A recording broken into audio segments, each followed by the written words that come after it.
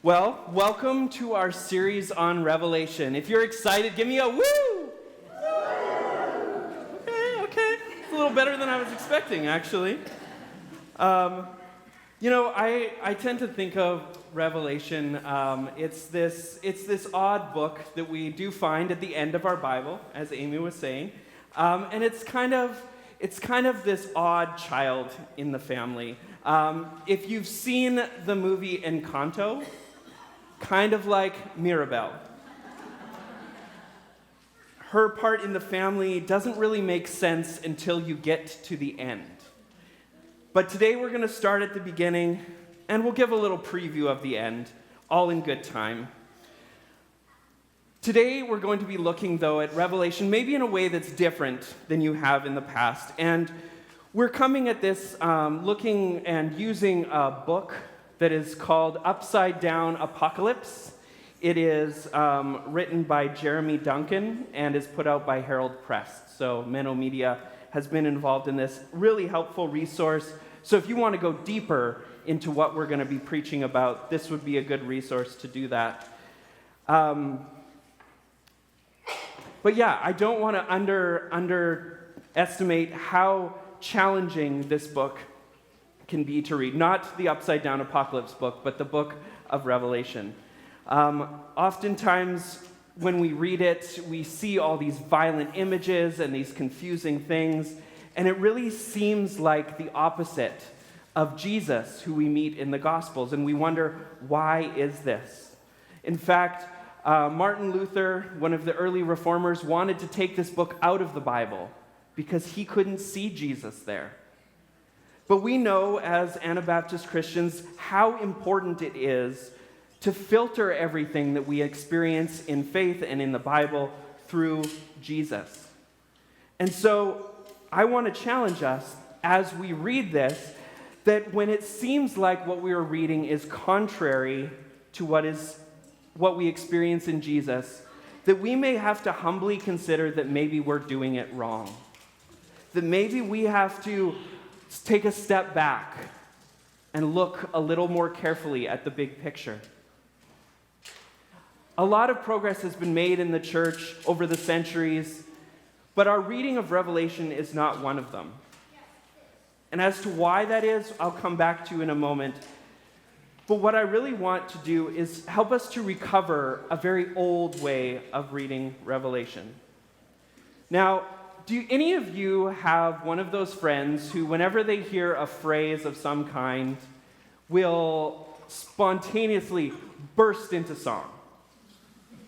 Yes, that's me. Pre-beard, quite young and thin. Does anybody have a friend like that, where they burst into song when they hear a phrase? If not, well, it's me. Hi, I'm the problem. It's me. Except instead of using songs, John, the writer of Revelation, uses these images that he found in his scriptures, in the what we call our Old Testament. In fact, there are more references to the Old Testament in Revelation than there are verses. Several of the verses connect with different places all at once. And so it's really important that we understand where those things are coming from. Now, on one hand, this is a very sneaky way that John could communicate with other followers of Jesus, because he was kind of sequestered on this island far away. He was being punished by the Romans, and they were likely reading his mail. So when he sent out these messages, he wanted it to be in a code that only the Jewish Christians would understand. So it's our challenge as we venture through Revelation, not to look at how these images are pointing towards some future, some end times, but instead to consider how these images point us back into the past and what that speaks into our present reality. So that's why I chose these first 3 verses in Revelation to help us kind of explore these passages. So in these words, we see the revelation of Jesus Christ This word revelation here,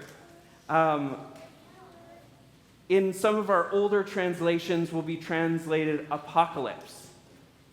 Now, I really actually prefer the word revelation here because for us, apocalypse has taken on a very different meaning. When we think of apocalypse, we think of something terrible happening, kind of world-ending horrors.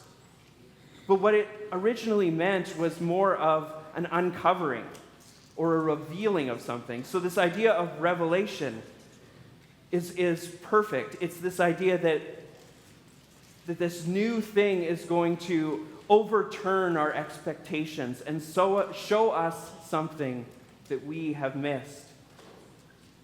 Sometimes COVID, our pandemic days, were talked about as a form of apocalypse. And I like to think of, yes, it was in the traditional sense that it revealed to us a lot of things. Another word that's important in this brief passage is the word prophecy. Now, we often think of prophecy as future telling something that would happen in the future. But that's not exactly what it meant for this original audience. They would think of it more as inspired truth-telling to effect change. One author talked about prophets functioning as holding the Bible in one hand and the newspaper in another. It's looking around you, pointing out what future consequences might arise if change does not happen in the present. Not there to scare you, but to hopefully inspire change. Another important word here is testimony. This comes up over and over, and sometimes when it's talked about in a person, they are a witness. So this idea of witness or testimony, it's this faithful witness in both word and action that remains faithful to Jesus even in the face of oppression. The word in Greek for testimony and witness is marturion, which is where we get the word martyr. They're people that are willing to live out their faith at all costs. And last but not least, actually probably the most important, is this, where it says of Jesus Christ twice. As I said earlier, as Anabaptist Mennonite Christians, we focus on how Jesus shapes things. I heard once, several years ago, this maybe somewhat trite phrase, but it does actually make sense. When the Bible seems to disagree, Jesus is the referee. So we go back to Jesus, who Jesus was, what Jesus did, how Jesus lived, for our understanding of what this means. And I have to point out, too, that there was a specific audience that was receiving this revelation, this apocrypha testimony. This was the early church, the first century church, likely those in around 70 CE or AD, around the time when the temple in Jerusalem was destroyed. Now, honestly, I think there's no reason for us to think that John had us in mind at all when he was writing this revelation. He writes at the end of this, "For the time is near." It means he was fully expecting that perhaps within his generation or the next, things would come to pass. And in many ways they did. A lot of the things that John talks about in this revelation can be connected with events that happened in the first century. But the reality is they keep happening over and over again. How many of you like to hike and have gone hiking in mountains? I see some hands. Yeah. How many of you have looked at a mountain and thought, okay, I'll just go up here, and I will reach the peak? You're halfway through the hike. You say, there's the peak. I'm good to go. I've only got about 5 more minutes, only to get to that peak and realize there's another peak just behind it that's actually the top of the mountain. Has that happened to anybody? Or is it just me? That's like my worst nightmare when hiking, and it seems to happen repeatedly. This is kind of how an interesting analogy for how prophecy can work and how the book of Revelation works. As you are looking at a mountain, and yes, this is my beautiful hand-drawn depiction of a mountain, and there's me standing at the bottom looking at said mountain, thinking, yes, I can climb it. Only seeing, though, from my point of reference, that first peak. But behind it is another peak and another. So in many ways, the prophecy that we read in Revelation, that first peak is what happened in the first century. But it peaks again. It peaks again, perhaps in the time of the Crusades or the Spanish Inquisition. It peaks again in our time, too, as empires of our world do the same sort of things that we see. These mountain peaks represent the times when empires come into power and people of faith want to hold that power as well. We are faced with a very important question. Will we continue to live the selfless life as Jesus did? Or will we choose to serve our selfish desires? This has happened over and over again in history and continues to plague us today. This is the critique that Revelation brings to us, one of the allure of power and prestige that comes as we interact with our world. So how can we read Revelation? How can we look at it not as a thing to fear, but something that perhaps brings hope? John looked around at his world, and God helped him to see the pattern of things that were happening over and over again. As I said, he used these images from the Old Testament to communicate this message because it had been happening then too, with the great kings of Persia and of Babylon that would oppress. So too, the Roman Empire would oppress his people. Using these images, John was able to communicate a warning of the corrupting power that faced the people of God. This corrupting power worked like a virus in our bodies, corrupting us by pulling us towards this prestige and power. And it began running rampant in the first century, just as it does today in the 21st century. In that sense, I don't think this book should be used to identify the signs of the times, but the signs within ourselves of giving in to that allure of power and prestige. Which brings me to the irony of the many interpretations that we have heard. I'm going to, if I can get it out of here, a visual aid. Anyone familiar with this series of books, the Left Behind series? These are books, found them at the depot, good old 25-cent copies, that represent a form of interpretation of Revelation. It was an attempt to popularize this form of interpretation that was used to inspire fear and terror in people.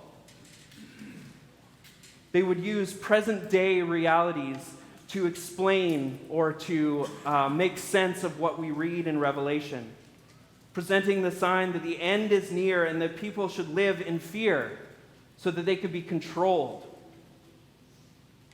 Because if people are fearful, they will comply with authorities. Ironically, I believe this is exactly opposite of what the message of Revelation is. Revelation is trying to show us how evil corrupts us. And using things like fear to control people is evil. So whether they did it knowingly or unknowingly, it's interpretations like this that often trigger fear when you even mention the word revelation or rapture. So throughout this series, we want to name those things for what they are.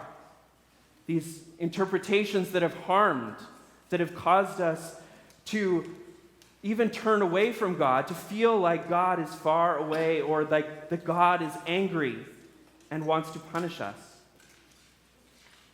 And even though I do often try to find positive, even in the strange and negative things, have a very hard time finding anything positive that came from this. And so, throughout this series, we have a trash can. An Oscar the Grouch-style trash can, as I like to call it. And since there are things that have caused us anguish and have brought fear and terror, we literally are going to throw them away. So I throw away this fear-inspiring interpretation that would bring us to fear not only God, but what God has for us. Have to make it loud. This fear of the rapture, fear of tribulation, fear of the unknown, we throw those away. Throughout this series, the pastors will bring other things from our past that we are going to throw away. And at a later point, you will be invited to do that as well. It might not be specific to Revelation, but there may be parts of your faith story that were influenced by things that have harmed you, stories that have shaped you in a negative way that you want to reject and, in a very physical way, throw away. But we can't just throw something away and leave that open space empty. As you empty a bookshelf, what books can you put back in its place? So instead of trashing everything, I'd like to recycle as well. I'd like to recycle not something that is, or bring you something that is new, but recycle something that is very old. In fact, some of the interpretations that we find in the early church of Revelation have nothing to do with this fear and this terror. Rather, it was to be a message of hope and a prophecy or an apocrypha testimony that would climax in hope. For those who were directly persecuted and suffering, they had a hope.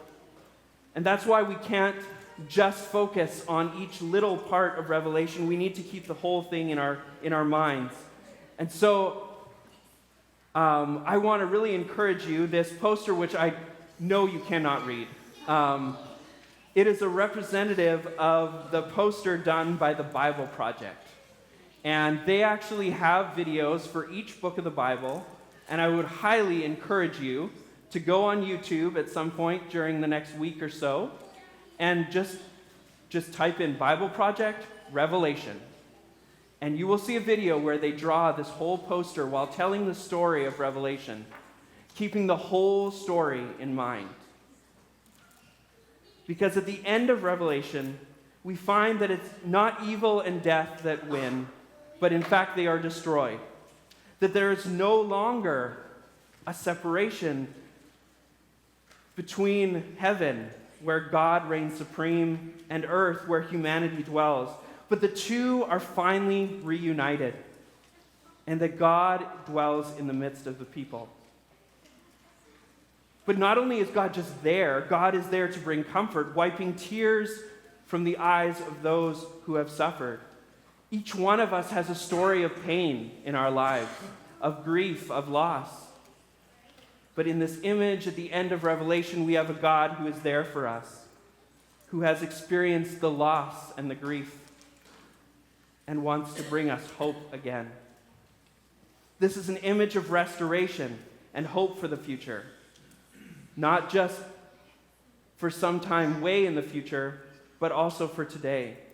Because just as we see the evils of Revelation in the empires that oppress people, we can also have little tastes of this new creation, of this time of hope.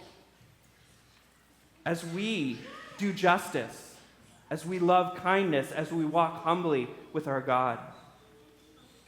We do not have to be defined by the evils around us. We can choose to live differently. Now, it may not be without challenges, we will see as we venture through Revelation. There are plenty of challenges that face the people of God. But never do they face those challenges without the presence of God. Someone once said, "Peace is not the absence of conflict, but the presence of God." And so whether it be in caring for our young children, or serving those who have lost everything, or standing up for the marginalized against empires who would oppress, or calling into question systems that are destroying our own humanity, we see glimpses of that hope of new creation. My hope and my prayer is that over the next several weeks, as we journey through Revelation, we will learn to see Revelation in a new light. That it will be part of encouraging our faith, not crushing it down. And most importantly, I pray that we will not be inspired by fear, but will be inspired by our hope as we go out into the world around us. Not living with abandon and disregard for our world, but with a commitment to see God's will be done on earth as it is in heaven. Will you pray with me? God, we are grateful for your presence in our world, your presence in our lives. And it is through that presence that we may find peace. May your peace live in us and through us. May we not be held down by fear, by the memories of fear brought to us. May we throw that away and simply absorb your love, your kindness, and your peace today and forevermore. Amen.